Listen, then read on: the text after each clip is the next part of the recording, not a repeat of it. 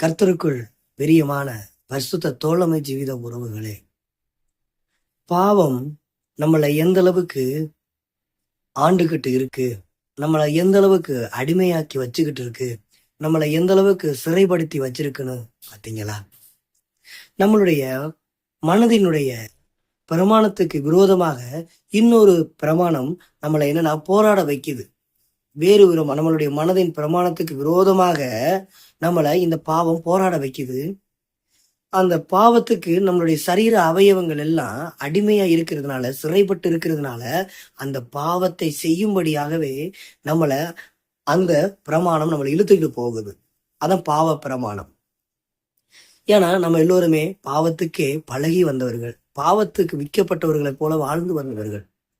நாம நல்லது செய்யணுங்கிறத நினைக்கிறோம், ஆனா நம்மளால அந்த நல்லதை செய்ய முடியல. தீமையை செய்யக்கூடாதுன்னு நினைக்கிறோம் இல்லையா? தீமைனா செய்யக்கூடாது அப்படின்னா நினைக்கிறோம் இல்லையா? அந்த தீமையை தான் நாம செய்யறோம். காரணம் என்னன்னா, நமக்குள்ள பாவம்ங்கிற ஒரு உயிர் நம்மளை போட்டு ஆட்டி படைச்சுக்கிட்டு இருக்கு.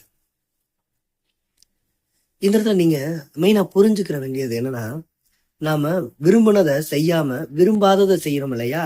அந்த விரும்பாததை செய்ய வைக்கிறது பாவம். விரும்பாததை செய்ய வைக்கிறது தான் பாவம் அப்படிங்கிறத நல்லா புரிஞ்சுக்கிறணும். விரும்பாததை நான் செய்கிறவனா இருக்க,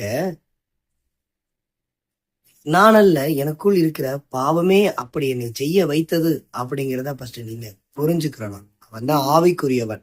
ஏன்னா இன்னைக்கு எல்லாருமே பாவம் செஞ்ச உடனே, நான் இந்த பாவம் செய்யறதுக்கு காரணம் பாவம் தான் அப்படிங்கிறத புரியாம, நான் தான் இதை தப்ப செஞ்சுட்டேன் அப்படின்னு சொல்லி மறுபடியும் என்ன குற்றமனசாட்சி அடைஞ்சு தேவனை விட்டே பிரிஞ்சு போறோம்.